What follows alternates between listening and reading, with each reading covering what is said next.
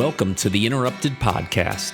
We are here to cut through the noise of life to give you the tools and knowledge you need to relentlessly pursue a life of truth, integrity, discipline, and adventure. Consider this day interrupted.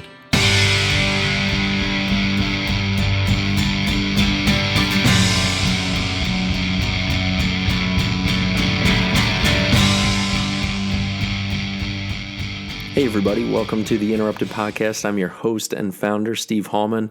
It is good to be with you again on episode 4 of the Interrupted Podcast. We have been off to a fast and great start here with things with Interrupted. And man, I hope you've been touched and inspired and have learned some things, maybe a couple thoughts to put in your toolbox as you're dealing with everyday life, as so many of us are doing. We're here to give you the tools and resources that are going to help you attack life's interruptions. And I just want to express my gratitude to so many of you who have reached out to me already, whether it be through the website, whether through the Facebook page, Instagram page. You have been so encouraging in this journey to get the message out of so many people's stories that it's been my pleasure to document and have these conversations to leave a legacy for so many as we move forward. Life is difficult, life is hard, but man, life is good. And we want to assure people that even though we walk through difficult times, man, with the right perspective, the right information, we can be setting ourselves up to be positive, to be successful, and to not only get through those situations, but thrive as we move through them. So please continue to reach out, like the page on Facebook, share the page, and definitely wherever you listen to your podcast, please leave us a rating and review and comment. That goes a long way to help the visibility of this podcast get out there to new listeners, and we'll be able to continue to reach out to amazing people who have experienced some incredible situations to bring you better information each and every time that I sit down with someone. So definitely do that, and I appreciate you all. Now, today I'm excited, I'm thrilled to bring you this conversation with the Bennetts, John and Ashley, very close friends of mine who lived here in Maryland for a while and now moved back to the Pittsburgh area, closer to their hometowns and families. They are going to share their story of their family. They're going to share a little bit about how they met in the beginning of the podcast, but then really dive deep into their faith, their love for each other, their love for their family, and how they're helping so many. And then they're going to go into their story of their third child, Jacob Bennett, who this incredible little boy was brought into the world, and hear his story and his journey with the diagnosis of Dandy-Walker syndrome and Down syndrome. Man, this is a strong little boy, a fighter, and he has some incredible parents, and they've shown some incredible courage along the way and continue to do that. So sit back and enjoy this conversation as we hear the story of how the Bennetts join the ranks of the lucky few. All right, guys, we are here with John and Ashley Bennett, and I am thrilled that you guys agreed to come on and share your story. So welcome. Yeah, man, thanks for having us. We're excited to be talking to you again, and really looking forward to having this conversation and kind of sharing our story and just going from there. Right on. John, I'm not sure, have you done any podcasting at all before? I know we've had conversations around it and we listen to them all the time. Yeah, this is my first official podcast. I've done a few radio interviews. Yes, which is, somewhat of a comparison, but not absolutely the same thing. So this is my first time. I'm a newbie. Right on. And this is kind of cool. You got Jacob. He's still up, and maybe that's not a good thing for mom, but she's rocking him to sleep right now for those of you listening, which is cool because a lot of what we're going to talk about is this family and their story and hearing a little bit more detail about Jacob's journey in life, which is pretty amazing. And I know some of the people that are listening, I saw a recent video that you guys just dropped on the internet to share just the deep connection and love of a parent to a child. And it's really special that you guys were able to share that even before having this conversation. It gave me even a new perspective in coming into this conversation, and we'll definitely share that with everybody out there that hasn't already seen it. So really cool. So kudos for you guys for doing that. Ashley, what do you think? Are you feeling nervous? Are you excited? This is obviously... I'm excited. Good. I know some of this may be a little bit difficult because it's real life, right? We're connecting on a very human level here and talking about personal stories. So I appreciate you guys for having the courage to talk about this and spread this message. And I know there's going to be people that are deeply impacted, and hopefully it'll be life-changing for a lot of folks hearing this. So, before we get too deep into it, I'd love to hear you guys if you'd be willing to share a little bit, and you can, whoever wants to go first, that's fine. Before you met each other, I'm getting a little pointing over to John here. So, John, you're going to go first. If you just give everyone a little bit background of kind of where you grew up, just some of the things that you were into, maybe some of the hobbies. You feel free. I know you're a big football guy and what that meant in your life, but maybe even some influences growing up before you had a chance to meet Ashley. Sure. Yeah, I guess I am getting the point. So I will. I guess I'll lead and go first here as the husband. So yeah, I grew up in Harrisville, Pennsylvania. It's a small town about an hour north of Pittsburgh, and grew up. I have a younger brother and sister, my mom and dad, and basically my entire extended family between both sides. There's about 30 cousins, all living either on the same road or within like 10, 15 minutes, and had a really awesome childhood with just a ton of time spent with cousins playing out in the woods, playing sports together with my siblings. You know, my dad and mom weren't really into sports growing up at all, and started watching football on TV when I was 6 and really got hooked on it. I actually had to teach my dad the difference between a field goal and an extra point. I was little, and now he's he's a big football fan. Of course, we're from the Pittsburgh area, so you have to like the Steelers, but. Yeah, I played football, basketball, and baseball, and then some hockey as well on like a just kind of like a pickup league, and I was really into sports. But football really, I ended up playing that in college. That really was impactful for me. My mom and dad were definitely very influential, both as me as a person and raising me, but also with my my walk with the Lord. They challenged me, encouraged me, set a good example for me, and that really was good. It wasn't just, hey, believe this because mom and dad believe it. They'd ask me a lot of questions and really pushed me to like figure out exactly what I believed. And, my both of my grandmothers were really influential as well. There'd be times where I'd argue with my parents and disagree with them and end up going to my grandma or my nan to get their opinion. And, they'd have the same opinion as my parents, but I guess I stomached it a little bit better hearing it from them instead of, from mom or dad. But I really was impacted by them. And then going through high school football, my high school football coach, I had him for 4 years, Coach Clyde Connie.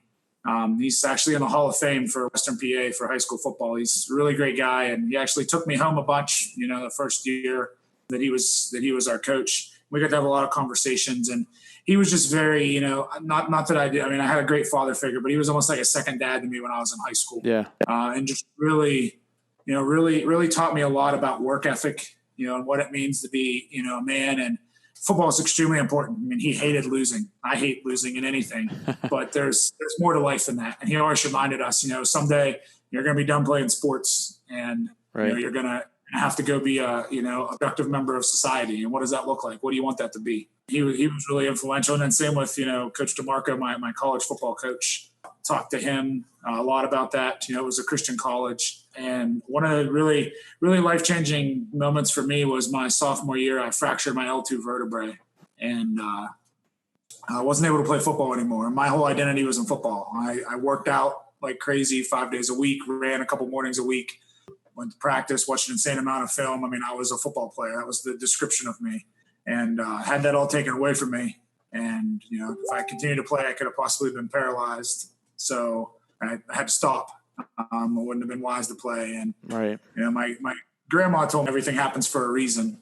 And you just might not know what that is now. You might not know what that is in 20 years. You might not know what it is until you die someday, and you can ask the Lord why did that happen? Right. But my injury ended up helping me get into coaching. And, that was something that I was very passionate about and still am involved with. And I really enjoy, making an impact on really like working with high school guys. That's my favorite group of people to work with. I feel like I can relate to them and, really work on, helping them become a man, which I think is really lacking in our society nowadays. But Absolutely. a lot of that stemmed from, just the influence from, my parents, particularly my dad, and then also my high school football coach. He was definitely impactful on that. Right on. Yeah. Well, I mean, even just hearing that from our relationship and getting to watch you interact with young guys out in the football field and just even sports that we've got to play together, that the camaraderie and the fellowship around other people, you deeply care about people, and that's obvious. And I think even from what you're saying here, that was instilled at a very young age, that's important, having initiative and going out and actually having a connection with people matters, not just a very surface level kind of, I'm not here to serve myself, and that sounds even evident in the people that you were kind of watching growing up. So that's really cool. For sure. If I'm going to spend any amount of time with you, I want to get to know you and connect with you and find out, what I can do to help you and, what we can do to, spend quality time together. I don't want to just exist with you. I want to really connect down deep with you, I guess. Yeah. So. Right on. Absolutely. Well, Ashley, what about you? Where did things get started for you and some of the people that poured into you? So I was raised about an hour south of Pittsburgh. John was an hour north and I'm an hour south in a different small town with a very different upbringing from John. I'm an only child and my parents are divorced since I was 2 years old.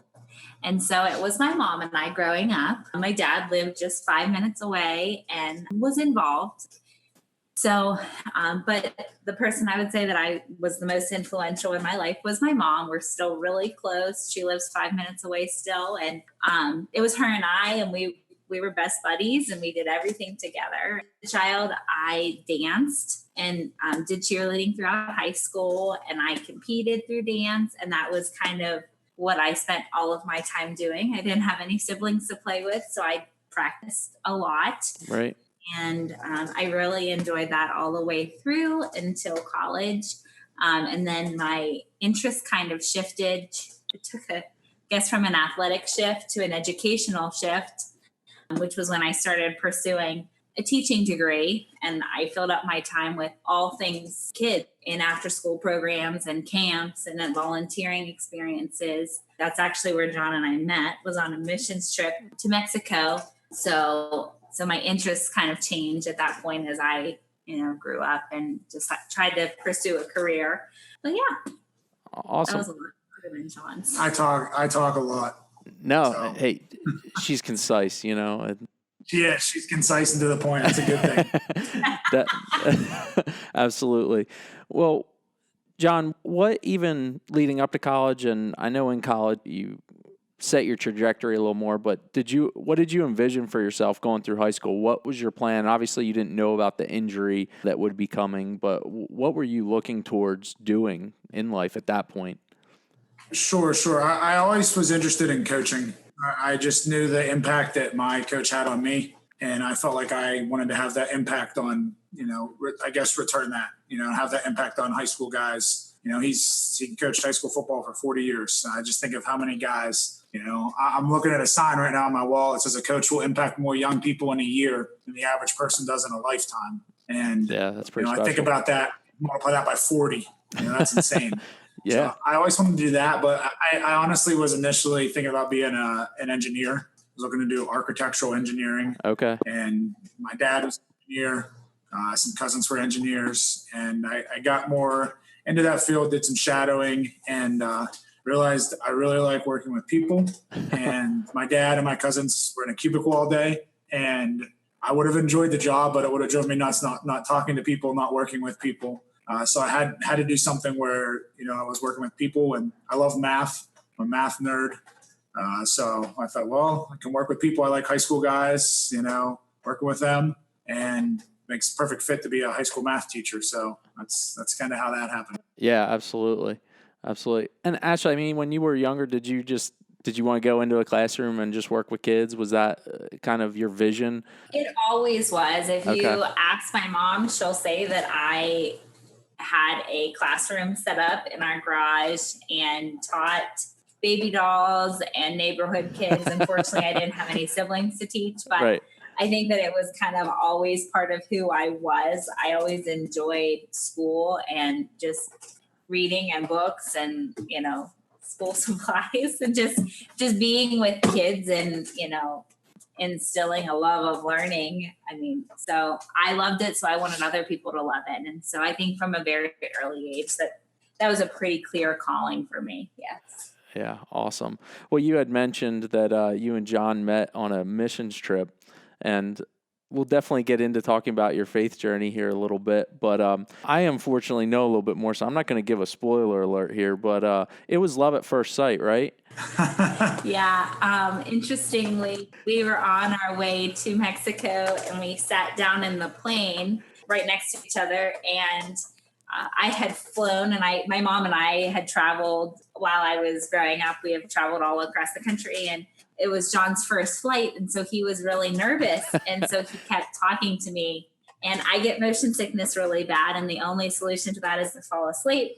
So he kept talking and talking. And finally I looked at him and I said, you're a really nice guy, and whoever you marry is going to be really lucky because you talk a lot. But if you don't stop, I'm going to get sick. And so he kind of looked at me and he stopped talking. I always say that I'm the lucky girl that he married, and he still talks a lot. You were looking for an assertive woman, weren't you, John? Yeah, I was, for sure. It was. That's awesome. So you guys, at that point, what year were you in college?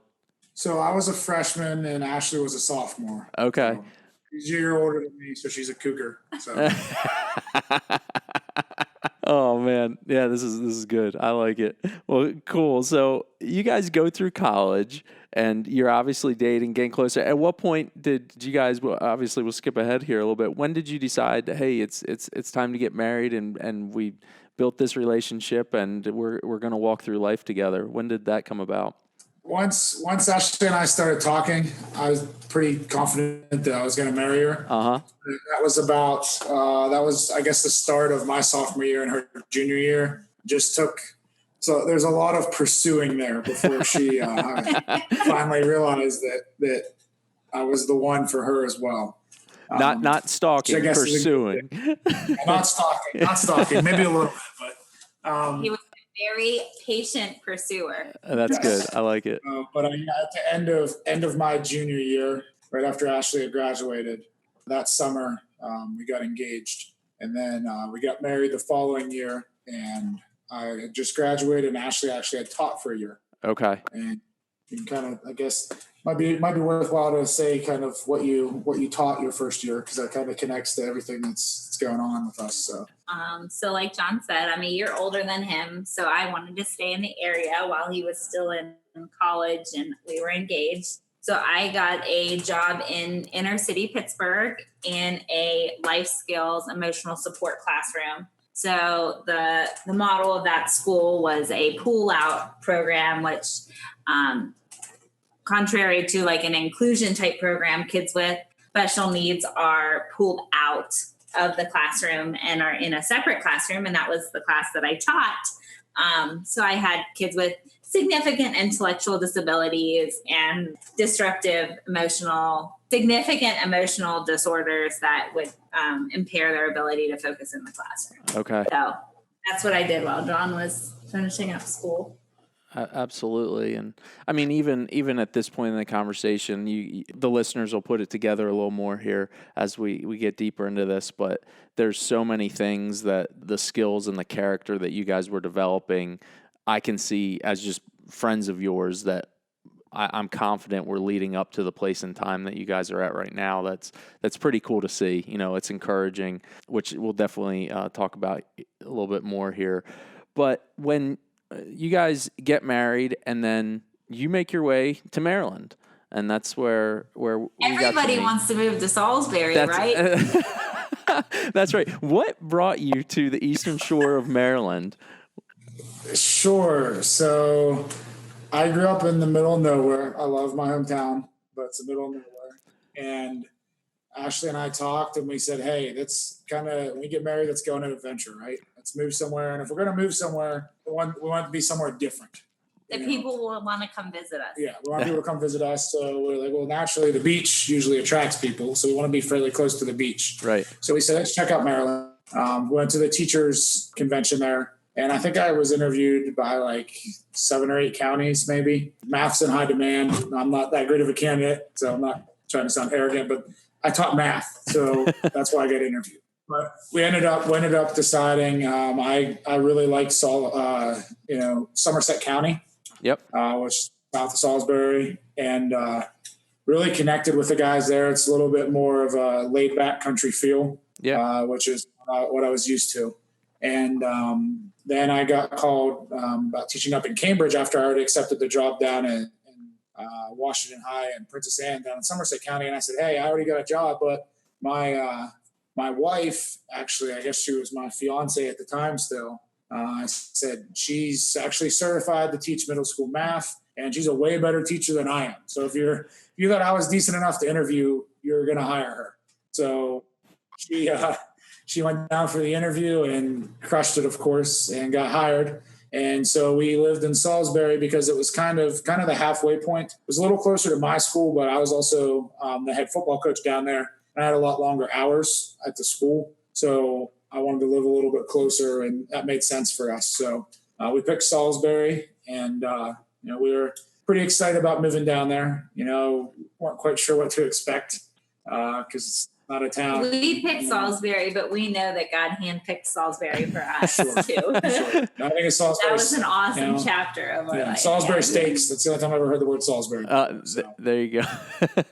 Well, it was cool. I'll never forget first time meeting you guys. It was over at some mutual friends, and I think we were doing the Truth Project for a study, wasn't it? That was the night I remember you guys walking in, and it was exciting to have some new folks our age and somebody else to connect with. And I think that happened pretty quick. The 4 of us, my wife and you guys, and which was really cool. So that was awesome to have you guys around and begin to build that relationship that has obviously grown into something more. But as you were down here, John, something that stands out is obviously the football aspect of when you were a teacher and you coached those young men down at Washington High. It was awesome to see kind of your progression. But something really specific always stands out whenever I have a conversation about both of you is how you guys went beyond the classroom and beyond the coaching, and you started to pour into those young men. It was pretty awesome to watch as you would invite them and care for them and help them in life. And it was about skills in life, how you could take things you've learned and help these men, whether it be experience, faith, or just having real conversations with somebody. And that was pretty cool to see from the outside looking in. What is it that you guys would say that really caused you to say, hey, we're a young married couple, we want to be starting a family at some point, but we're going to take time out of our busy lives and start inviting these young men that we care about and walk through life with them? Yeah, I guess, my first day as a coach, I got handed, the program was basically in like a bunch of big black garbage bags, and it was handed me and they said, here's the football program. And then I met a bunch of kids, and this kid's like, I need my physical. I was like, all right, well, why don't you set that up with your mom and have her go take you to get your physical? And he's like, oh, I got like 6 brothers and sisters, and my mom's working, and I don't have anybody to take me. I'm like, all right, well, why don't you talk to like your grandma or your uncle or your neighbor or something? He's like, I don't got anybody, coach. I can't play if I don't get the physical. And I was like, all right, well, I'll take you to get a physical. Mm-hmm. So we ended up going to like 2 or 3 different Med Expresses before somebody would finally, probably shouldn't have, but let me like sign off on him for approval for a physical, even though I wasn't a guardian. But it worked, and he was so excited, and I went and took him home, and his mom like invited me to dinner that night on the spot because she was so thankful that I was willing to take time to take him, drive him all over creation. I think we were down in Pocomoke and Princess Anne. I think we ended up in Snow Hill. I don't remember, to be honest with you, but she was so grateful that I did that. And I was like, man, that wasn't that big of a deal to me. I had the time, like it was summer. I wasn't teaching yet. If I can just do stuff like that and it's that impactful, like why not like go like all out and like pour into these kids, and just like my high school coach did to me, he didn't spend necessarily the time that I spent with them and Ashley spent with them, but the mentality was, pour into them so they become men, because they're boys, and want them to be men and eventually become men of good quality and good character. Yeah. A man of faith, is always the goal as well. And so, and Ashley was on board with that. We started team dinners there, and we have the seniors over, and I think Ashley cooked. I don't know how many pounds of spaghetti did you cook the first time. I don't know. Yeah. I cooked 40 pounds of spaghetti in one football season. So wow, that's a lot of spaghetti. Well, I think that's what stands out, which was really cool, as you guys, maybe not in the truest sense, but newlyweds, and you're engaging other people in your life and inviting them into the world. And I'm taking time to go through some of this because there are so many things that have brought, I think, you guys to the moment that you are now that is really pivotal to identify, because it shows faithfulness, I think, through a journey, and that is really cool to highlight. But at this point, this is, what year would that have been when you all got down here to Salisbury? 2010. We moved in July of 2010. Of 2010, so. Okay. And now, did both of you early on know that you wanted to have a big family and you wanted to have kids? Was that something that you guys, from just the get-go, it's like, hey, this is something that's really important to us, and having children? And how did some of that lead into this? Or what for Ashley was it? We both knew that we wanted to have multiple kids, more than two. I didn't want to have another only child. I had a great upbringing, but I didn't love only childhood. And John loved having a big family, so this was a perfect match. Right. So we knew that we wanted to have kids. We also knew that we wanted to enjoy our newly married childless years. Yeah. And that was a really special time for us. We moved away from our family, and it was just John and I. I mean, we really had to leave and cleave, and I think that it really made us be really close to each other really fast because we didn't have anybody else. And when we would get in disagreements, which never happened. Yeah, of course not. There wasn't anywhere to go except to figure it out or to come to your house. Absolutely. But yeah, I really feel like those were such great years, and I wouldn't trade any of our kids for anything, but that's time that we wouldn't go back. Right. And it was a really fun time for us. But yes, we always knew we wanted to have kids. You guys are deciding to move forward and have children, and you've had aspirations. We were talking a little bit, John, about just the kind of expectations for even what we think of as a father, and for Ashley as a mother.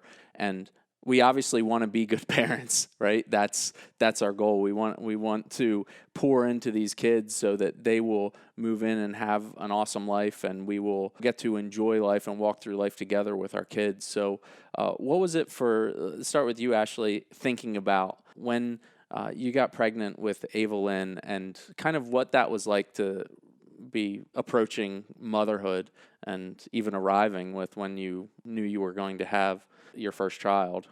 I was so excited, nervous, but mostly excited, and, curious, to be wondering we found out it was going to be a girl. And, once I found out that the baby I was carrying was a girl, I was even more excited for to have a buddy and somebody to talk with and do activities with. And yeah, I mean, I just remember waiting, and we had friends that had a baby 6 weeks before us, and I can't wait for her, for my baby to arrive, having her and looking at her and knowing that she was all mine, and that God chose us to be her parents, and to just watch her personality blossom. It has been a real joy, right, then and now, to care for every step absolutely. Of the way. And John, what about you and your first child? You're going to have a girl. Everything's going to be perfect. Any apprehension, or was it just all excitement? Yeah, I was panicking a little bit, and I wanted a boy first. I think every dad wants a boy at first, and I wanted a boy to be the oldest and to protect and everything. And looking back on that now, Ava being the oldest, she's like a second mother already. At 5 years old. So I was so stoked. Like once we had it, I was like, this is awesome. Like I'm so thankful we have a girl. And we had, a special relationship. But I was nervous at first. I'm the planner in the family, and I'm looking ahead down the road, thinking about like, how am I going to make sure she's, has clothes and food and pay for college or trade school or whatever she wants to do. And, make sure that she doesn't have some like jerk, come break her heart. And like, you think all these things as a father, right? And, before she was even here. So yeah. And then when she's here, when I first saw her, she grabbed my finger and she didn't let go of it. They actually had to pry her hand off when they weighed her. And it was really cool. She grabbed my ring finger and literally like had a death grip on that. And, we've been attached ever since. And, it's been really cool, but all those anxieties and things I was stressed about, expectations I had, none of it mattered at that point once I saw her. And then it was just like, okay, she's here. Like, let's just figure this out now, kind of as we go. They give you like books to read and stuff, but I feel like you just kind of figure it out. It was really nice because Evelyn was an easy baby, an easy toddler, and then we had Jeb. Jeb was a very, very large baby that didn't like sleep and a very wild toddler. So he's pretty much the opposite of his is he more like John or more like you? He's definitely more like John. Yeah. Evelyn is my miniature and Jeb is John's miniature. For sure. He's wild. Since he was a little kid, he's been called Wild Man. Wild Man Jeb. By Ava and his grandparents and cousins and everybody else. So he's good. But that was, going back to expectations, we had a girl, and so we had we didn't exactly know what we were getting into having a boy. And you have one kid and you're like, oh, this is what I expect with the next kid, right? Like expect that when they're 6 months, they'll sleep through the night and that they'll listen, to what you say or won't listen to what you say, depending on how your first kid is. And you have a set of expectations that you kind of automatically put on your next child.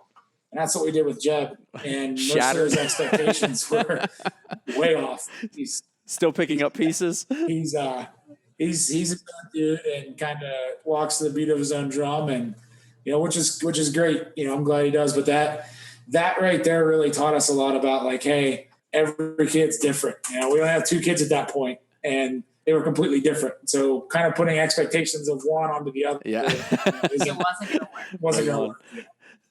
Now, with both Evelyn and Jeb, were those relatively smooth pregnancies in terms of each step of the way, and other than general parental anxiety that you tend to feel during pregnancies? I'm sure it's a little different for both men and women if your experience is the same. Yeah, they didn't really have, they were both smooth. I mean, I was sick on and off the whole time with both of them, but Jeb was 9'5", 2 weeks early.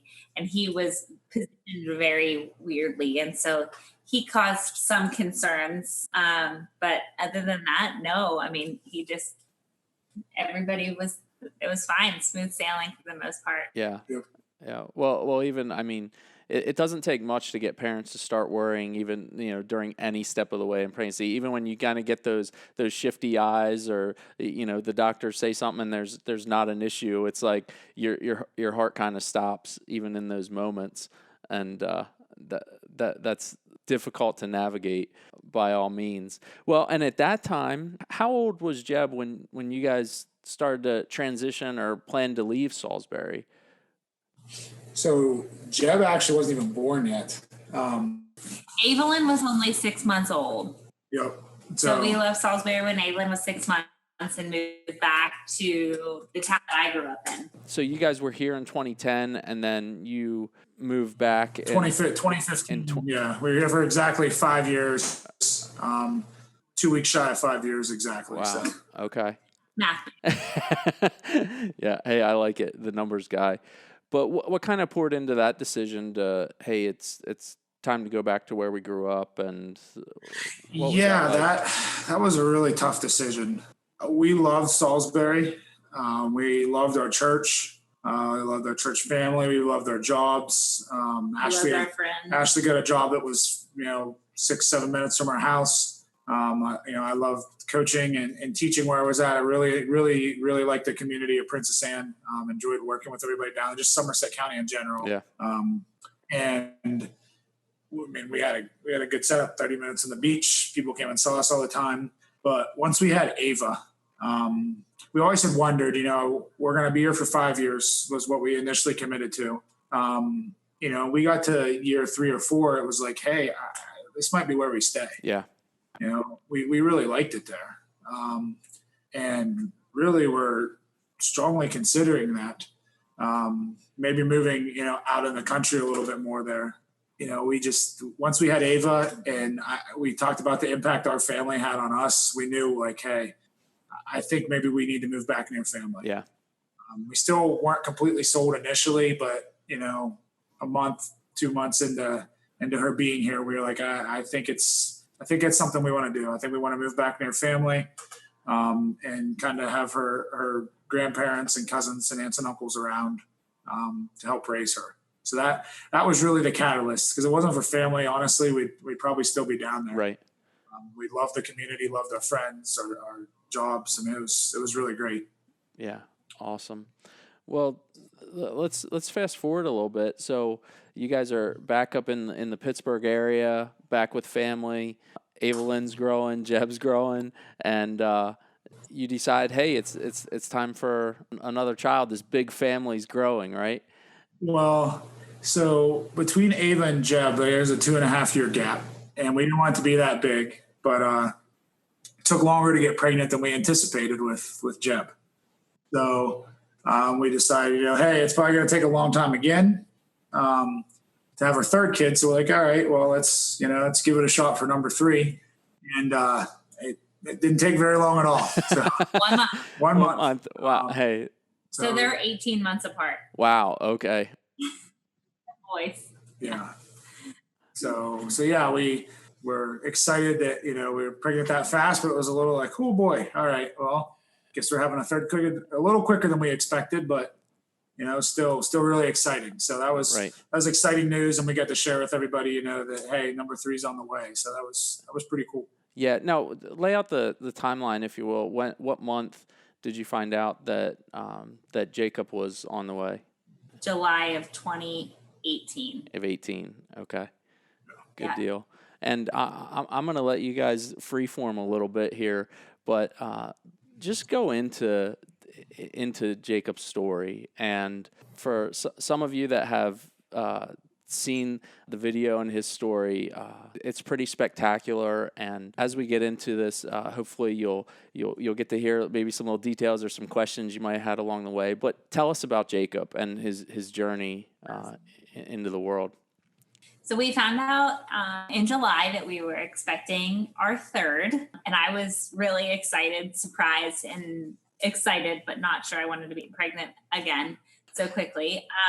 But either way, we went with it, and I wasn't sick. I didn't have any food aversions. I had no problems. It was like the easiest pregnancy of the 3, and I remember everything was fine. We went to the first ultrasound, the heartbeat ultrasound, and it actually hurt. The woman was pressing on my stomach so hard, and she kept looking at the head. And finally I said, like, what are you looking for? And she said nothing, like, I don't see anything. Well, I knew from being pregnant multiple times that she was looking at the neck. The diameter of the neck is a marker for Down syndrome. And I can remember saying to my mom, I don't know what I would do if we had a child with Down syndrome. And she was like, I'm sure it's fine. The doctors would have told you. God will give you the grace you need.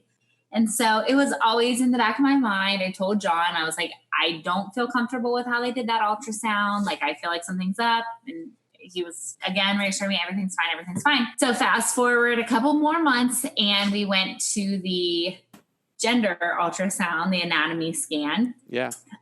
And that was the day that everything changed. I remember that morning I was in my women's Bible study, and we were studying Shadrach, Meshach, and Abednego in the fiery furnace. Right. And I remember having like this overwhelming, like discontent, anxiety about the ultrasound because I was having it that afternoon. And I remember crying to this group of women and just saying, like, I just feel like something's up. And like, even if we're not rescued from this fiery furnace, like we are going to continue to walk by faith and all of those things. And kind of put it out of my mind, still walked into this anatomy scan pretty anxious, which hadn't happened with the other two. And so we went to the local outpatient center, and the woman started scanning my stomach and could very quickly tell that something was wrong. And she kept going from Jacob's spine up to his spine head. And then she like stopped and put her tool device down. And I remember she was telling us that she couldn't find the cerebellum, which is a crucial part of the brain. And she just stopped. And I just remember like my lungs were empty. Like I didn't know what to do. Like I didn't know, like the baby was fully formed. I was 20 weeks pregnant. Like, was the baby going to die? Like what's going on? And I looked at John, and we were both speechless.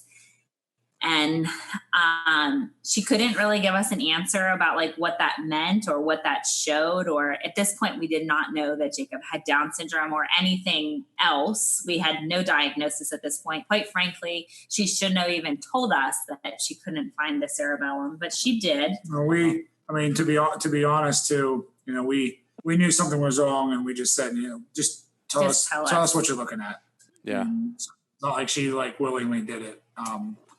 So yeah, it was tough. And like we joked about, I'm very talkative, and I always have words to say to Ashley and want supportive. And that was like getting sucker punched in the gut. Like I didn't know what to say. I literally had I always try to like take the positive, like, oh, it'll be okay. And I didn't know what to do. She told us not to look on Google. Which we barely made it out of the parking lot before one Google search could give you a wide range of information that you didn't want to know. Yeah. So go ahead. I was going to say, at that point, other than you basically just received word they're not able to see the cerebellum. Did they go into anything further at that point, or just, hey, we need follow-ups, or what did you know walking out of there?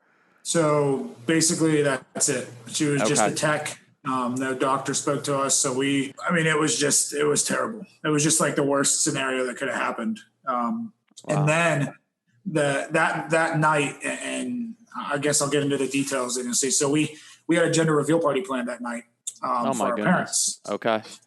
We have, Ashley's mom and stepdad.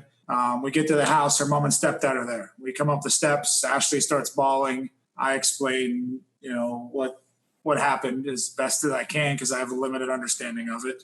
Right. And then, so we have to explain it then. Then her dad and stepmom came 5 minutes later. So we had to wait around for them to come. They just were running a little late. We had to explain it to them.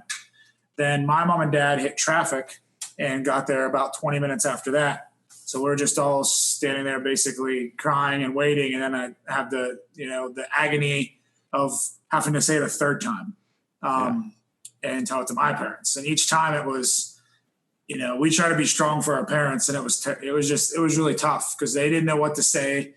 They couldn't say, oh, it'll be okay. Like, because it clearly wasn't. Right. And it's just, Ashley and I have both talked, and we've been through different things, but that was the worst night of our lives. It really was. It was, I know other people have been through different things, but just, we didn't know if the baby was going to die. Like Ashley said, we Googled stuff, and that's a terrible thing to do. Just because there's such a wide spectrum. It seems like on Google, the worst of the worst cases are put on there. Right. So that just, it was really bad. So that was like that was rock bottom right away. It was brutal. Yeah. Just having to process that without the tools to process it. Yeah. And, even to frame it.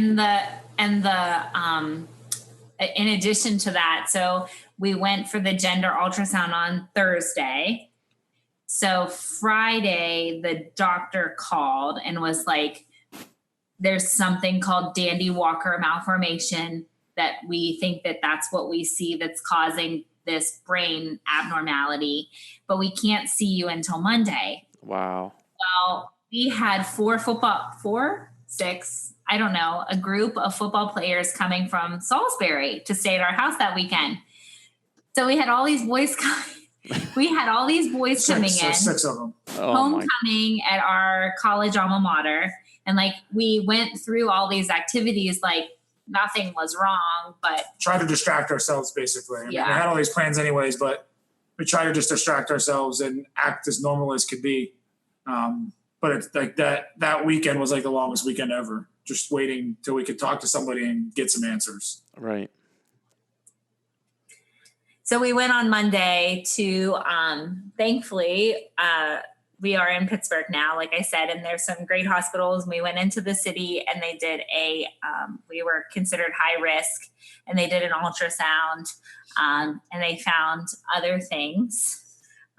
They found out that not only was his cerebellum small, but they couldn't see another part of the brain, the vermis, and the center of his brain was missing, and there was swelling, which was probably the biggest concern of fluid on the brain, because that can cause a lot of complications.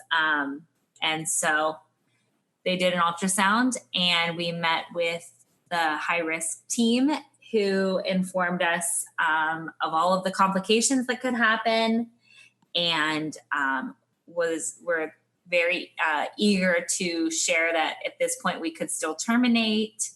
And that was never an option for us. And we told them that. And then we were shuffled through to genetics and Ashley, I'm sorry to stop you there. Would you talk a little bit more about just that experience and, having doctors, even use that language and terminate? What were you guys feeling at that time with hearing doctors bring that up, if you feel comfortable sharing any of that? Yeah, I mean, for me personally, at the time I was kind of offended.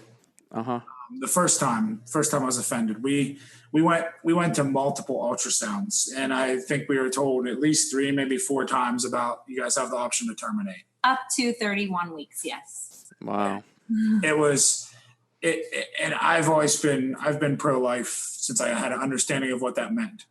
But it definitely, after the first time, we came home and kind of talked about it, and it gave us an understanding of, someone being, pro-choice and having an abortion. Not that we agree with it, but just seeing the pressure. I mean, they definitely put pressure on us, especially Ashley as the mom. I think if they could have got her to say yes, even though I was opposed to it, they would have, went forward with it. Right. So just seeing the pressure that's put on people, not that I guess you can explain out why somebody would have an abortion, but, I guess if you're listening to this and you have, I could understand, why that decision happened at that time. Because it's really, they really put the pressure on you, and it's tough. But we had to ask ourselves, hey, we say we're pro-life.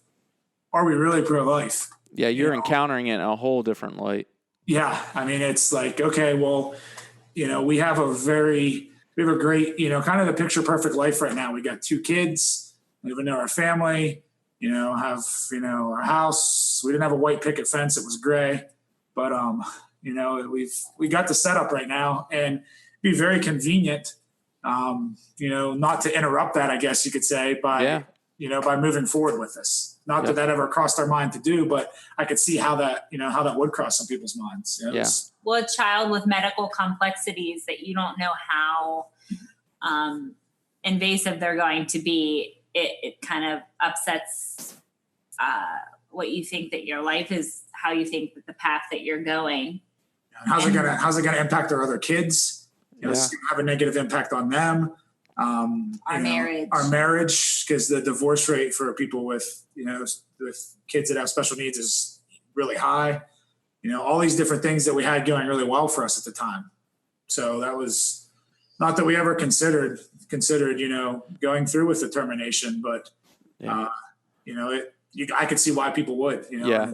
It had to just strike you at your core, and it really tests what you believe the way it sounds. It's you're not just like giving mental assent to it or being real cerebral or existential about it. And hey, this is my moral understanding of it. You had a life in your hands. Yeah. I mean, we got literally, basically had a gun to our head. Yeah. And what's your decision? And, we went with it. We never questioned, whether we're going to have it. And finally, Ashley told them. I finally said, this is our son. His name is Jacob. Like, do not ask again, because that is not an option for us. Whether it's hospital policy to offer or not, like, this is not an option for us. So it wasn't quite that friendly the last time. Yeah. Hey, there's that assertiveness, Yes. Let's see. I need to go to sleep. You need to not say that about my son anymore. About my child. So just continuing onward, the next months were full of like mini ultrasounds and doctor's appointments, and my regular OB, who is a Christian, and we love him. He helped with Jeb's pregnancy. Anyways, he told me that I should do the genetic testing for Down syndrome, and the other trisomy disorders. Down syndrome is an extra copy of the 21st chromosome, but there are a couple of other known trisomy disorders that appear with abnormalities in the brain. And he said, even though we're not going to terminate, he said that the hospital would be more prepared if they knew of this information. Okay. And so after talking about it, John and I decided to go through with the blood testing. There was no risk to the baby. And so I just took a simple blood test, and I remember we purchased a new minivan, and we were literally pulling the van off of the lot and got the call and pulled off into a furniture store parking lot. And the lady on the line told us that Jacob had Down syndrome. Wow. And we went from really big high, I guess as much of a high as you get from buying a minivan. But right. we were pretty excited to get a minivan just, because we knew we were going to have 3 kids, and it was super convenient. Ashley was very excited. So we went from that. It was exciting. Probably our biggest purchase other than a house to date, definitely. And went from that high to instantly Down syndrome. And it was like, and even then it wasn't 100% accurate, but they said it was very likely. It was 64% accurate, which at the time really didn't mean anything to us. I mean, I was pretty certain the whole pregnancy that Jacob had Down syndrome, and John was pretty certain that he didn't. So. I didn't think he did, literally up until his birth. Now, had you guys talked to Ava Lynn at all about what was going on? And I only say that for even folks listening that might be kind of navigating through this. And what does that look like? What were your conversations around even your other children at the time of kind of having to watch mom and dad? Kids are perceptive, and I'm sure there were emotions kind of all over the place. Did you have any conversations at that time? Yeah, and I mean, Jeb was too young, too low, right? But with Ava, I mean, she's very sensitive, and was very keen on especially Ashley's feelings. And we just told her, okay, she's asked us for why are you crying? I remember her asking that, and just said, hey, the baby that's in mommy's tummy is a little bit sick, and we just have to go to see the doctors to get some extra care and extra attention for him to make sure that he's okay. Yeah. It's basically what the conversation She prayed for Jacob's brain every night. Wow. Yeah. And at one point of the pregnancy, the swelling in the ventricles kept going up and up and up, about 1 millimeter a week. We went every 4 weeks, and it started out at 9, which anything less than 10, they don't really tell you about. Then it went to 13. Then it went to 17. And the more fluid that's in the brain, the more complications there typically are, and the more severe they are once your child is born. Okay. So 13 and 17. And we had people praying like crazy. All over the world. And it was cool. So one of my coworkers, her family's from England. It was on the Church of England's prayer chain, which is pretty neat. Wow. It was wild. But the next time we went in, it was 17. We were excited, and the tech, I remember her kind of looking at us like, you guys are excited at 17. Like, that's not good. But I'm like, hey, it didn't go up. Like, that's great. And the next time we went in, it was 13. And then the next time after that, it wasn't even like, they didn't even. It wasn't an issue. It wasn't an issue. Oh my goodness. So we had that happen, which was crazy. And the other crazy thing too that we had happen was, so we went and saw like the top pediatric neurologist in the area. I don't know, she's probably one of the top ones in the whole Northeast. And they had not seen a vermis at all, which is part of the cerebellum. Never was visible. And I guess if that's not there after 12 weeks, 14 weeks, I don't know. Somebody medical could tell you early on in the pregnancy, it doesn't develop. Yeah. What's the primary function of that the reason of the vermis? So that does a lot with your equilibrium, your balance, and your ability to coordinate things. So kind of all are impacted by that. So never was there. And so it's never going to be there. Well, she checks out, and we had some pretty good techs read these things. Doctors read these things. Multiple people read them. She checks out, and she's like, I just want to let you guys know that I am able to see a vermis, though it is quite small. And Ashley Ashley lost it. I said, I know why that vermis is there. Do you know how many people are praying for him? Well, Ashley lost it first, and she said, I'm so sorry, to give you that news. Like, she thought it was bad. She was telling us it was small. Wow. Literally, it had never been there. So, I mean, hey, it wins, be like, oh, that's impossible, because that's what we've had multiple people tell us, but like, we have the images that, we could prove it with. So, right. Starting to see like the victories there. Now, was there a point up even to this time that in your guys' private conversations where like you could pinpoint even perspective change from just the getting that initial news? Did you guys kind of have, John, your coach, like, hey, we're all in on this, and where that encouragement really kind of started to flow, where you started to change, where these victories were important, right, to you guys as a family and to Jacob at that time, where it wasn't necessary. I mean, in the midst of bad news and tragic events, at some point, you guys even hearing this part of the story, you decided that, hey, we're going to lean on the good and the victories here and not despair, more than what that natural inclination is. Do you want to answer this, or do you want me to? Yeah, So I would say that first night after they did the ultrasound, not the initial ultrasound, but the woman that talked to us about termination. And I seriously, literally remember sitting there with Ashley and saying, like, well, what exactly do we believe? Like, do we really believe what we say we believe? Uh-huh. And that was one of those, like, gut check times. Like, all right, well, it's really easy to believe something when you're, not getting your feet held to the fire. But now we are. Do we still believe that? And we did.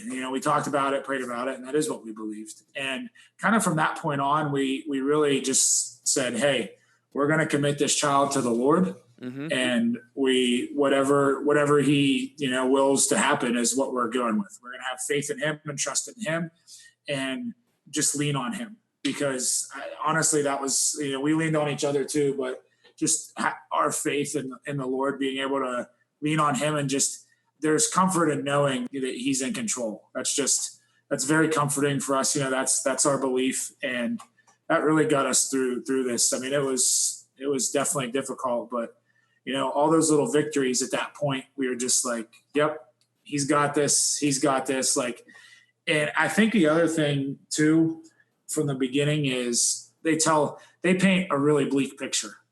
I think, as doctors and when we met with the genetics specialist, it was like worst case scenario. Mm-hmm. And so at least this is my approach. I'm not sure if this is what Ashley's thought was with it, but I was like, all right, well, I'm going to prepare for the worst mentally, but hope for the best outcome mentally. Yeah. I know that's kind of like a cliche, prepare for the worst, hope for the best, but like that was kind of my mentality with it. So all these little victories, it was like, yes, like that's awesome. Like I'm going to keep celebrating all these little victories because we can. Yeah. I don't know how often we'll be able to celebrate victories, or how many we'll be able to celebrate. So when some little thing happened, like, let's make a big deal about it. Let's celebrate it. Yeah. And that's a difficult road, I imagine, for even the physicians to navigate in terms of, managing expectations of your patients and people you're caring for. And, that would just be a hard road to go on, because you never want to set people up for failure on either side of the equation. Sure. Yeah, that's a position I'm glad I'm not in. I'll just leave it there. Absolutely. So in leading up to the day that he was going to come into the world, what were some things that did the doctors say, hey, we're hoping for this to happen? Was there kind of like that birth plan of laying out, these are the things that we're looking for, and kind of setting your expectations up for the delivery? So going back to the Christian OB that I really trust and appreciate, he warned us that this was going to be my third C-section. And so he said that this will be different than the others. He said it will be like, what did he call it? United Nations. The United Nations will be in there because the Dandy Walker malformation paired with the suspected Down syndrome was not an expected. Very, very rare. It's a very rare combo. And so you're going to have, it's a teaching hospital. So you're going to have all of these students coupled with all of these doctors, coupled with the NICU and the heart team and the respiratory team. I mean, I don't know how many people was in there, but probably around 20. Wow. Yeah. And so, and I do remember that the part of the brain that Jacob's missing, it's small. It's hard to like do multitasking. And so things like breathing and eating and drinking a bottle and closing off your throat so you don't aspirate were all things that they said that he could struggle with. And as soon as he was born, I can remember like I could feel him coming out of my stomach and I didn't hear anything. Nothing.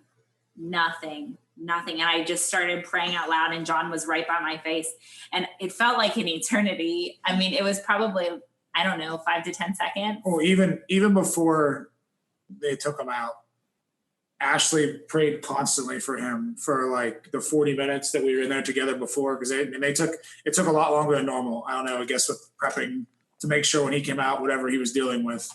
And Ashley literally prayed for probably 40 minutes straight for him. Just prayed. And I was right there beside her listening to it and listening to her pray. And that was comforting, but we were nervous because, I mean, we had been told, he might not be able to breathe. He may not survive was one of the, I mean, not as likely, but we were told that was a possibility. That he's going to need a feeding tube was very likely. A brain shunt. A shunt in his brain. Just a lot of different things. Yeah. Wheelchair bound. What was that morning like of the C-section? Because it was planned, and stop me if I'm assuming too much here, but a planned C-section, you guys are at home, you're, planning to go in. Was it something like you were waking up at 2:00 in the morning, or what was it like in those hours prior to going to the hospital? So John's birthday is February 12th. Okay. And so again, we had the 6 grandparents over for his birthday dinner the night before. It was a little bit easier than the gender reveal night, but everybody was still holding their breath. And so John's parents stayed the night at our house because they were going to be with Evelyn and Jeb when we went. Thankfully, we both slept the night before, God's grace. I think we were so exhausted because we had stressed out leading up to it that night we just crashed.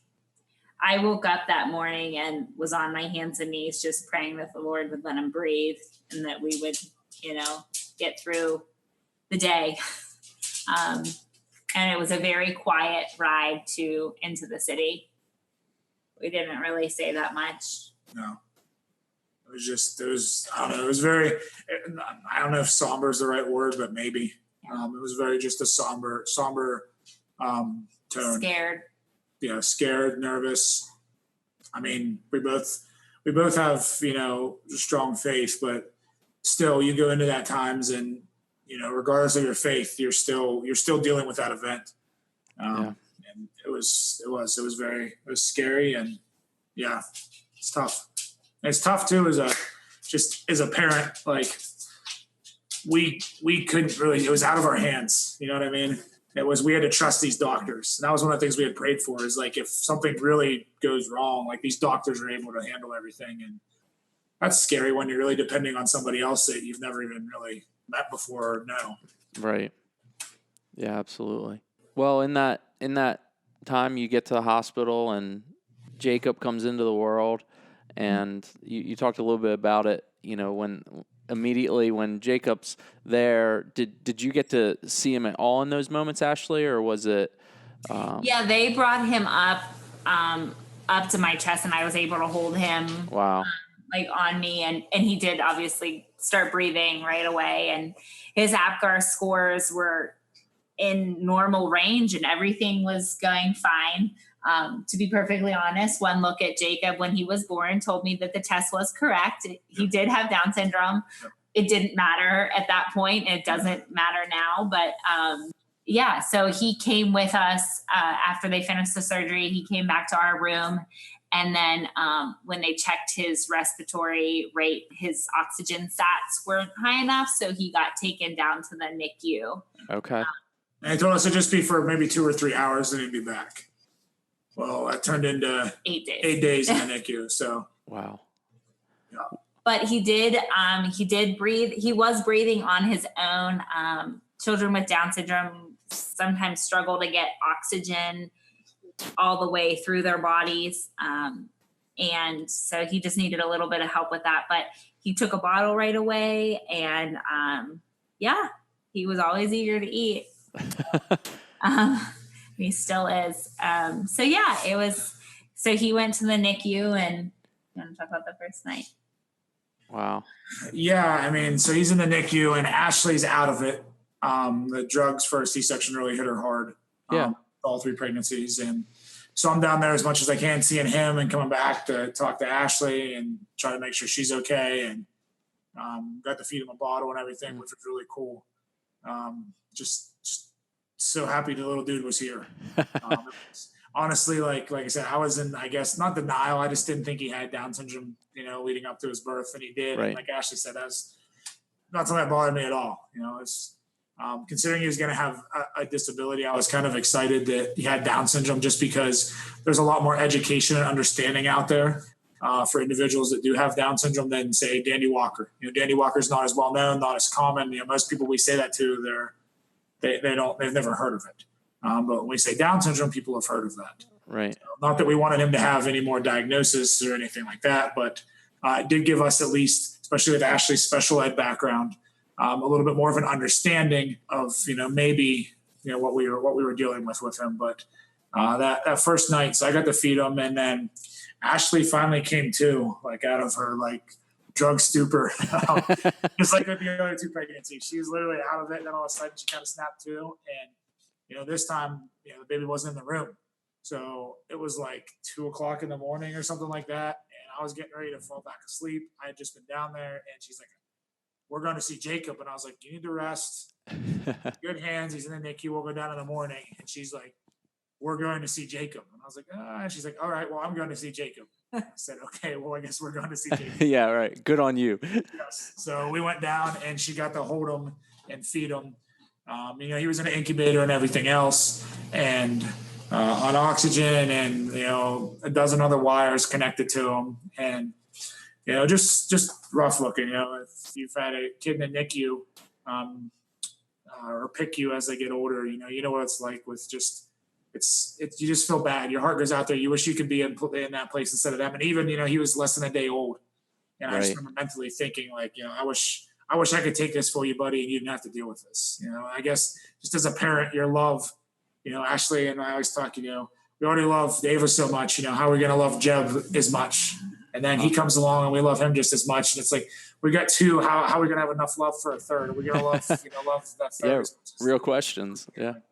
And you do. It just that love. I don't know. It just naturally comes out of you. Yeah. What kind of support systems did you guys have in place other than your family at this point? Where was there a Down syndrome community that was starting to come around you guys, or did that not really pick up till he was born? How did that work? You guys kind of navigating this new community of support? So when we suspected Down syndrome in pregnancy, the Down Syndrome Association of Pittsburgh, actually, one of the coordinators came to one of our appointments and talked with us. And the Down syndrome community in Pittsburgh is strong. It is a tight-knit community, and if there is a tribe of fierce parents, that is it. You have found it. Those are people that will advocate for their child to the end. And so we jumped right in, and there's an association. And so there's a doctor that sees all of the children with Down syndrome in the region. And so they were right there. We had a friend that had a child with Down syndrome, and she immediately reached out to us, and then it kind of like spread, and we got contacts in our area, and we now have, I don't know, probably 15 kids that Jacob is friends with that have Down syndrome that are less than 3. Okay. And so that's been really cool to like watch, and, you get close with these parents Sure. in the community. It's called the Lucky Few. That's Nice. how we identify ourselves, because, it is a gift. It's a different journey, and it's, unique in a lot of ways, and it has hardships for sure, but it is a blessing and something that we didn't expect to go through. And it's really crazy too, like the way God works. So one of my players I was really close with in Maryland, his name's Jamarcus. And I mean, you've got to meet him. He actually ended up going to our alma mater to play football up here at Geneva College. Right. And we got him set up to live with a family, the Yonches, and it's a family that we had mutual connections with through church. Well, the Yonches' oldest son was Jamarcus's roommate in the basement. And their oldest son's name is Mark. He's in his 30s, and he has Down syndrome. Wow. And this was, 2 years, I guess, before we even had Jake. And, I got to know Mark, but got to connect with him a lot more, at Jamarcus's football games. Right. And just driving back and forth and dropping him off and stuff. I hadn't seen him that much until then. So just even that relationship there and that connection, like the connection between Maryland and Pittsburgh, and like having one of my players live with a family, and his roommate has Down syndrome, and now we have a child with Down syndrome, and I don't know, it's just so many things at work there. So many things that work there. Yeah. Well, when you get to bring Jacob home, what was that like, arriving at home? You're now going to transition to your other 2 kids that you love dearly, and you're bringing, this precious child into your home with Down syndrome. I imagine that was something different in and of itself, or at least a feeling. Yeah, it was awesome. I mean, he came home on oxygen, so we had the inconvenience of that. He was on that for 3 months. I think it was like 6 weeks. 6 weeks, okay. And he, so we had that inconvenience, but it's really exciting to bring a child home, your new baby home from the hospital. Absolutely. Doing it after we had been there for 8 days, and we've had friends that have had initial NICU stays for 20, 40, 50 days, whatever. It's a lot longer, but any of that extended period of time, it's just that much more meaningful to come home. And we were so excited to just get back to normalcy with our other 2 kids. It's difficult on them, especially our daughter. She was a little bit older. I think she was 3.5 at the time, almost 4. I just turned 4 actually. Mm-hmm. And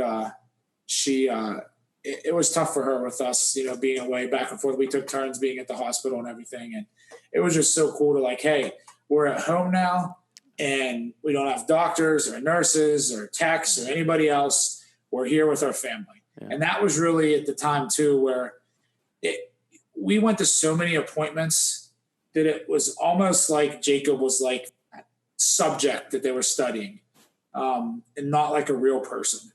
Mm-hmm. Like even after he was born in the NICU, it felt like that.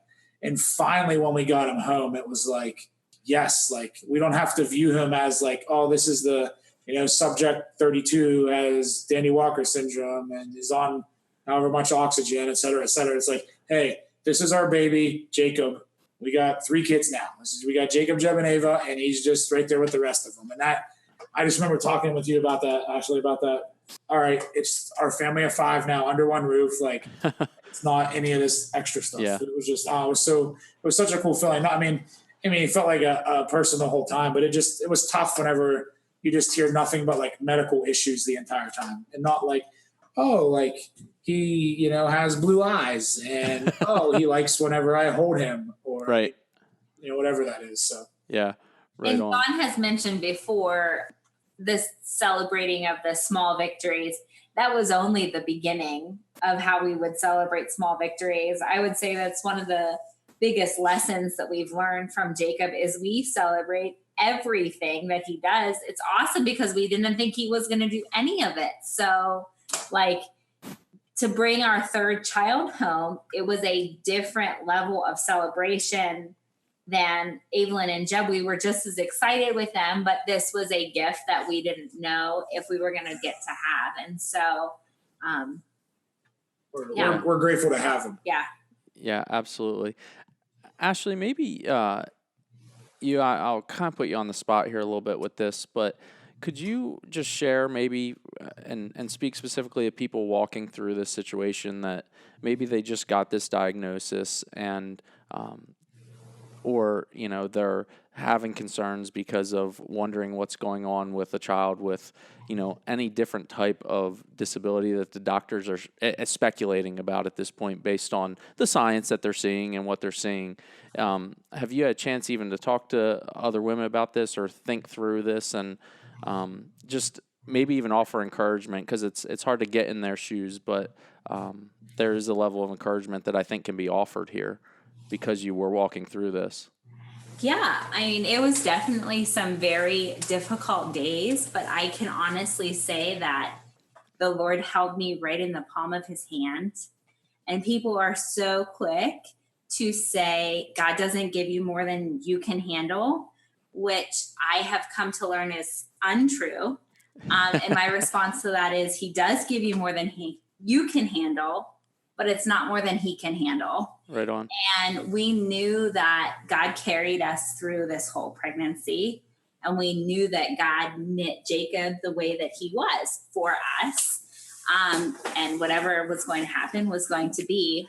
And so, like John had mentioned before, like we knew that Jacob belonged to the Lord. And so we were just going to be the vessels that he used. I can say that the Lord met me uniquely in that time. And we were carried by the Christians around us. I am not a person that likes to ask for help. Anybody that's close to me knows that I don't like to be weak. And I mean, I don't like to ask for help, whether it appears as weakness or pride, probably more pride. But I have Christian friends that were so close in that time that reached out and prayed and brought meals and took the kids. And I mean, the way that other believers drew near to us in that time was incredible. And I think too, like just walking in faith. And Jacob's story as of now, like he just turned 1 and things are way better than we had anticipated. But even if they weren't this way, the Lord would provide the grace that we needed. And, sometimes to get caught up in hypothetical health concerns and issues and diagnoses. I mean, John and I talk, and I tend to get caught up in the what ifs, and God doesn't give hypothetical grace for hypothetical situations. And so just continuing to walk in what we know. And Deuteronomy 31:8 is probably my favorite verse. It says, the Lord himself goes before you. Do not be afraid. Do not be discouraged. And we know that the Lord went before us and he continues to go before us. So we just walk in that. And just because a diagnosis has happened, the child doesn't have any less worth. And Jacob has taught me more in the past 12 months than I will probably teach him in his whole life. I mean, he has changed who we both are. He has changed our marriage. He's changed our relationship with our kids. And it really is a joy to celebrate every little thing. I mean, he has started now self-feeding and picking up food and putting it to his mouth. And that is such a victory that he can like see the food, put it up to his mouth, chew it, swallow it, and not choke. I mean, and just to see life that way, I think it's just the way that God wants us to live. And so it's a different journey, but parenthood is a different journey. Yeah. Yeah, and it's unique to everyone in their own way. But with that said, even a couple like you guys walking through this, there is support out there for other people experiencing this. I have not walked in this, and hearing it is so encouraging. Listening to people like you guys that have the courage to face that, and your positivity and perspective on it, even though in the midst, I'm sure there were some really dark nights and difficult times. A lot of times we hear the story that of people that are just overcome by that grief in that moment, and rather than mourn maybe mourn your expectations, is to celebrate the reality that is a child, and that his life is going to be rich, and a lot of that comes down to you guys. And so even during this time we've spent together, it's obvious to me, and I hope it's obvious to listeners, that even what we covered the beginning of, where you guys grew up and what happened to you guys, and what you chose to do and your perspective on life, and all of that plays a vital role in this moment that you guys are at now, which is, just awesome. It's inspiring. You both are extremely, you've become such strong people of influence, I'm sure, in your community, and even this community back in Salisbury, that you left such an impact on here. And in any way we can, we celebrate with you guys, and that is really cool. What are you looking forward to in this next year with your family? And do you have some just goals and anything specifically as you look to this next year with Jacob and his interaction? Yeah, I'm really excited. Well, I guess kind of going back to expectations, like we talked about having expectations for Jeb, our second child, and way off compared to our first child. We have expectations for Jake, and we kind of threw those expectations completely out the window. We know he'll walk. Most kids walk around 1 or so. He may not walk till he's 2.5, 3 years old. That's okay. We know he's going to walk. So we're really excited for him to really start communicating with us more. He's got a few words that he says, but kind of using them a little bit more. And really, what's really been cool is seeing, like Ashley talked about, it's changed us. It's changed our marriage. It's made our marriage better. It's made our faith stronger. I feel like it's made us just better human beings in general. But it's also had a really awesome impact on our other 2 kids. And just to see, continue to see the difference that it has in them and how caring they are, especially, Ava, who's 5 now, and her understanding, if she sees somebody that has a disability or somebody that's struggling with something, she's going to be much more apt to go help them, than most likely if we didn't have a child with special needs. Mm-hmm. And I'm just really looking forward to seeing how the relationship, kind of evolves, who they are as children and what they're like over this next year. I don't know. I'm really excited about that, because you talk about us wanting to do so much for Jacob, but like Ashley said, the parents of a child with Down syndrome are called the lucky few, and I feel like the siblings, can be grouped into that as well. And he just blesses us so much. And in some ways, he's easier than the other kids. He's so much more chill and relaxed that we don't have to deal with some stuff we had to with the other kids. And yeah, there you go. That's pretty cool too. Right on. What about you, Ashley? Anything that comes to mind? I'm excited just to see how they all progress, just like John said this year. We know that Jacob is going to have a global delay.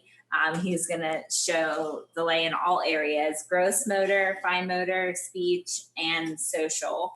And so we already see that. However, we hoped and prayed that Jacob would have a personality that would just affect people and go out and affect his community. And we're starting to see glimmers of that. And it's so exciting. He lights up a room. And he just is so happy that he smiles all of the time and just can change a day and just a smile. And so typical timelines kind of go out the window when you have a child with special needs, like John said. But something else that we've realized is that though Jacob's impairments and questions may seem more obvious, I don't know any more about Jacob's future than I do Evelyn's or Jeb's. That's interesting. Yeah. None of our days are known, and none of the challenges or victories that we're going to face are known to any of us. And so even though we might be looking at Jacob and his list of diagnoses, it's just science. It's just paper. And we know that God has plans for each of them. And so, yeah, we're excited to have front row seats in that. And we, kind of, piggybacking off what Ashley said, like it changes your perspective when you have a child with special needs and gives you an eternal perspective. There you go. Because that's something I talk about, a lot now is, with our older two, I was focused on school and, hey, is my son going to play football? I'm a football guru. I don't want to push him into that, but it's, is he going to be in this football or sports in general? And, they're going to go to college, get married, have kids, like all the typical stuff you check off for your kids. And like, Jake's not going to do a bunch of that stuff, and that's okay. But like, so what do we want for Jake? Like, and ultimately it's what you really should want. What should be the most important things for your kid? Like, we want him to know Jesus, and we want him to spend eternity in heaven with him. And here, while he's on earth, we want him to share his love of Jesus with people. And we want him to just be genuinely happy and have an enjoyable life. Yeah. And ultimately, if you think about it, like, really, what do you want for your kids? That's what you want. You want them to spend eternity in heaven, and you want them to know Jesus. And while they're here, you want them to be happy. You want them to enjoy life. All those other things are great, but really those are secondary, to the initial things I just mentioned. And that's changed our perspective a lot. And I'm kind of excited to view our other two kids. It kind of takes the pressure off, honestly, of like, oh, what school are we going to go to and all this other stuff. Like, that's important still. I don't want to diminish it, but our perspective is different. Yeah, absolutely. Yeah, before we started recording, you guys even shared with me a little bit. One of the last things I want to talk to you about is, how do you guys feel, or how can people that haven't walked in this, and your friends, people you contact, talk about just interacting with other people as they may make mistakes talking about your son and trying to understand. And you talked about, Ashley, even like, not wanting people to tiptoe around it. How do you guys feel? And maybe this is different for you than someone else's family, but I think it's important for others interacting with your family and just in general other people with Down syndrome. And it's an important message, I think, for folks to hear. It's important for me to hear. I think that we know that Jacob has markers and he looks different and he'll behave differently than typical kids, but we don't want to be treated any differently, and we don't want him to be treated any differently. We know that kindness always wins. And if you have a question, ask. I mean, we have a 5-year-old and she asks a lot of questions. And so we're pretty used to it. And so, John and I are very open to Jacob and his abilities and what happened. And I think that you'll find most people are, and they're very willing to share. And we would rather share about it than feel like it's talked about without us. Right. Yeah. And just acknowledge, I guess, treat him like normal, but acknowledge like, hey, we know he has Down syndrome. Instead of just kind of ignoring that aspect as well. But just kind of treat them just like everybody else. And, don't be afraid to say, like, you say something wrong. Don't tiptoe. Like Ashley said, don't tiptoe around the subject. Like, if you have a question, ask. Like, it's okay. Like, there's stuff that your kids might deal with that I don't know. And I just need to ask you the question. Even if I feel dumb asking it. Like, I feel like if you know what the person genuinely means well, then, you're not going to be offended by anything. Yeah. Absolutely. I think too, just to as a final thought for me, is we don't want pity. Please don't be sorry that Jacob has Down syndrome. Like, don't be sorry for us or him, because he loves his life the way it is. And quite frankly, John and I wouldn't change him even if we could. Yeah, if we had the opportunity to go back in time and say, hey, we're going to have a child that doesn't have Down syndrome, we wouldn't want to do that because it's not Jake. Yeah, right on. It is a different ball game, but sympathy is not something that we look for, because God has equipped us and called us, and he'll give us what we need. But right on. Well, guys, is there a way that people listening to this can connect with you guys or hear more about Jacob? Is there any blog or resources, or I know you guys have the video that was made? If you're listening to this podcast and you get in touch with Steve, we'd love to reach out to you, and I would say this, and I know Ashley's in agreement with this. We want to use this platform to help people.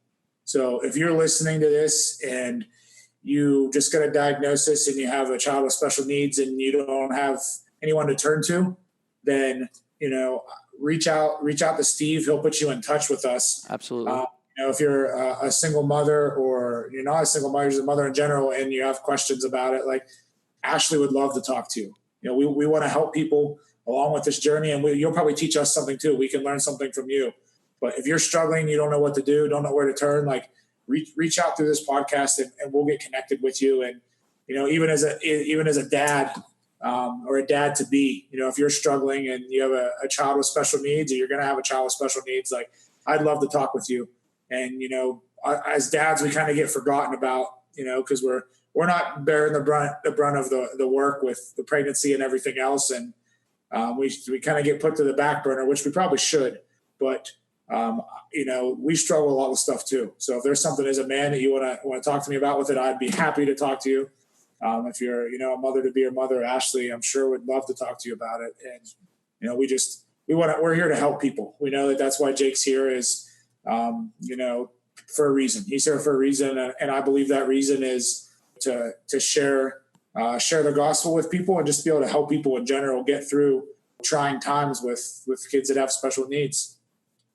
Well, guys, I appreciate this maybe more than or maybe I've been able to articulate to you guys. You guys have so much courage, and I'm inspired personally by you guys, and I'm thankful for our friendship, and we'll continue to support you guys in any way we can.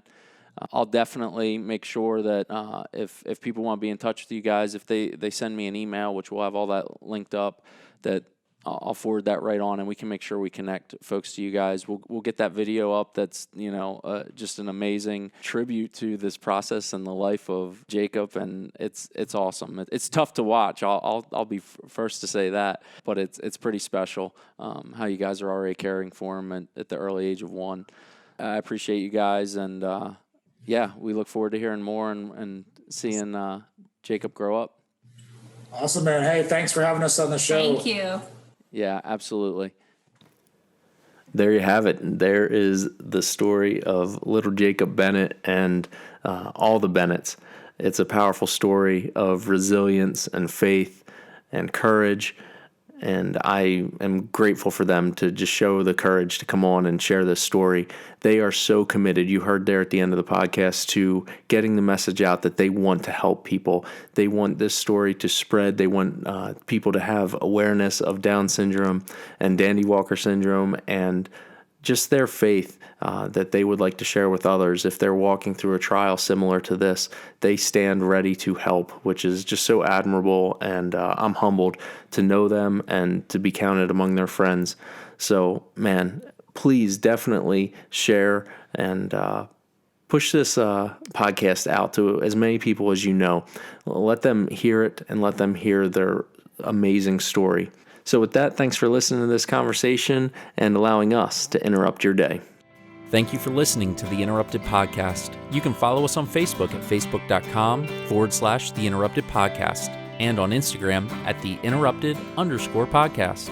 Be sure to subscribe and leave a rating and review in order for us to continue to spread the word about preparing for and embracing life's interruptions.